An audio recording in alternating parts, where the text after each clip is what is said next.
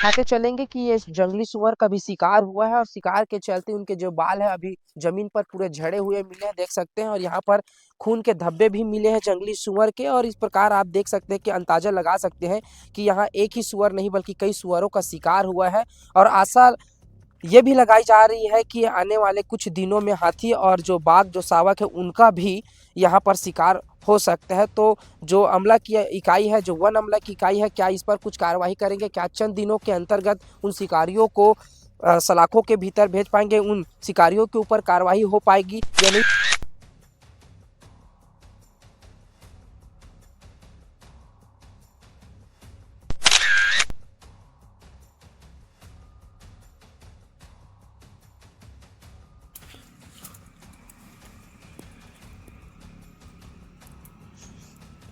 मैं इस वक्त मौजूद हूँ भोरम देव अभ्यारण्य यानी कि जंगल बीचों बीच। आपको बता दूं, इससे 4 महीने पहले एक चार वन्य भैंसाओं की मृत्यु हुई थी।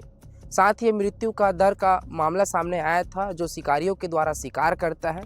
और ये जो आप इलाका देख रहे हैं, पहले जगह जगह पहले कांच की बोतलें लगाई जाती है, उसके बाद करंट लाया जाता है और उसके बाद जंगली सुअरों और भैंसाओं को मार दिया जाता है, जिसका जीता जागता उदाहरण आप साफ तौर पर देख सकते हैं। ये सुअर की बाल है, किस प्रकार से यहाँ पर शिकारियों के द्वारा पहले उनका शिकार कर दिया जाता है और फिर यहीं से उनकी हत्या कर दी जाती है। और उन्हें पास के इलाके में 100 मीटर की दूरी में, ये मेरे लेफ्ट साइड देख सकते हैं, ये गांव है, चौरा गांव है, जो भोरम देव के अंतर्गत पड़ता है।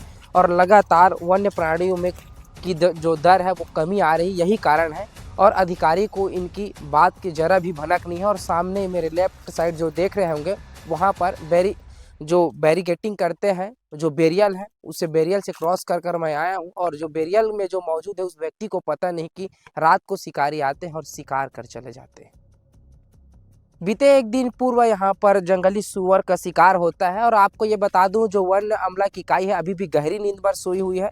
जैसे हमें सूत्रों के मुताबिक पता चलता है कि जो घनघोर जंगल है, इस इलाके में शिकारी के द्वारा लाइन बिछाकर पहले करंट बिछाई जाती है, फिर अपने उनका जो चाल चला जाता है वो कामयाब हो जाता है और जंगली सुअर को मार गिराते हैं और ले जाते हैं। और अमला इकाई को जरा भी भनक नहीं पड़ती। आपने सोशल मीडिया में देखा होगा, हाथियों का झुंड भी भोरम देव अभ्यारण्य में आया था। और जो टाइगर जो बाघ है, उनके जो शावक थे, उनका भी सीसीटीवी फुटेज में आपने रिकॉर्ड कैद कर वन्य विभाग के अधिकारियों के द्वारा भेजा गया था। और उनका भी शिकार होने की फुल संभावना है। तो क्या जिम्मेदार अधिकारी, जिम्मेदार वन विभाग के जो कर्मचारी है, जो लगातार जो डीएफओ साहब है, क्या इन जो शिकारियों के ऊपर कार्रवाई करेंगे या फिर नहीं? ये तो देख, क्योंकि लगातार सीट पर बैठने से कुछ नहीं होता। आप जरा आइए, जंगल में भ्रमण कीजिए और देखिए कि आखिरकार जंगल में क्या कुछ हो रहा है। क्या आप वन्य जीव प्राणियों को बचा सकेंगे? क्या छत्तीसगढ़ के भोरम देव खजुराहो को आप बचा सकेंगे? अब भोरम देव खजुराहो के वन्य प्राणी बहुत बड़े खतरे में है। क्या सभी जीवों का जो है, जो जंगली जो शिकारी है, क्या उनका शिकार कर देंगे? क्या वन्य प्राणी का अस्तित्व भोरम देव से खत्म हो जाएगा? आपको दिखाते चलेंगे कि ये जंगली सुअर का भी शिकार हुआ है और शिकार के चलते उनके जो बाल है अभी जमीन पर पूरे झड़े हुए मिले हैं, देख सकते हैं। और यहाँ पर खून के धब्बे भी मिले हैं जंगली सुअर के। और इस प्रकार आप देख सकते हैं कि अंदाजा लगा सकते हैं कि यहाँ एक ही सुअर नहीं बल्कि कई सुअरों का शिकार हुआ है। और आशा ये भी लगाई जा रही है कि आने वाले कुछ दिनों में हाथी और जो बाघ जो शावक है उनका भी यहाँ पर शिकार हो सकता है। तो जो अमला की इकाई है, जो वन अमला की इकाई है, क्या इस पर कुछ कार्रवाई करेंगे? क्या चंद दिनों के अंतर्गत उन शिकारियों को सलाखों के भीतर भेज पाएंगे? उन शिकारियों के ऊपर कार्रवाई हो पाएगी या नहीं? तो